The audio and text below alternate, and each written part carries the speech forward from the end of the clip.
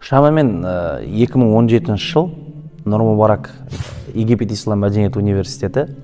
Мен 4-ші курс студентімін.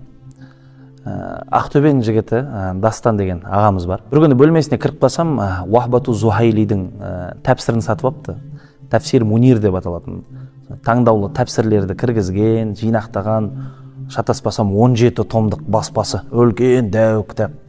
Соны сатып алған, соның ішіне кіріп, өңіліп кеткен, қызығып, ішін ақтарып, түрлі жерден түрлі ақпараттарды оқып жатыр. Кіріп қалып едім, ашып, ана тәпсірмен мені таныстырып жатыр. Мына жерін оқы, ана жерін оқы, не деп жатыр деп. Жаңағы мен кітапты қалай аударады, соны мен сынап жатыр Дастан ағамыз. Дастан ағамыз әрі ұстазым болып саналады. Мен ол кісіден сабақ алғам. Ол кісіден қалай сабақ алдым, оның өзі жеке бір оқиға. Мұхим, маңыздысы бұл жерде айтайын дегенім, сол кезде біз соңғы түскен аят қайсы аят екені жайында зерттедік сол кітаптан. Ол кітапта кеңінен келтірген енді. Нағындай біреулер «Алияума акмалту лакум динакум», бүгін сендердің діндеріңді толық қылдым деген аяттар соңғы деп айтқан. Біреулер Наср сүресінің аяттары соңғы аяттар деп айтқан. Түрлі пікірлерді келтіретті. Ең соңында жаңағы Уахбату Зухайли бүйтіп айтады. Бұл мәселеде ең дұрыс пікір және де ең таңдаулысы имам Қуртубидің және де өзге де ғалымдардың келтіріп қойған пікірі ең соңғы түскен аят Бақара сүресінің 281 аяты. Құрандағы ең соңғы түскен аят. Бірінші түскен аят дегенде айтамыз ғой, оқы деп, иқра деген аяттар түсті деп. Алақ сүресінің алғашқы 5 аяты дейміз. Ең бірінші түскен. Ал ең соңғы деген кезде, міне ғалымдарымыз бізге айтып жатыр, Бақара сүресінің 281 аяты деп. Ол аятта не айтылады? Алла тағала айтады: «Аузу биллахи минаш шайтанир раджим. Ваттақу яуман турджауна фихи илаллах. Сумма туаффа куллу нафсин ма касабат ва хум ла юзламун». Аллаға қайтатын күннен қорқыңдар.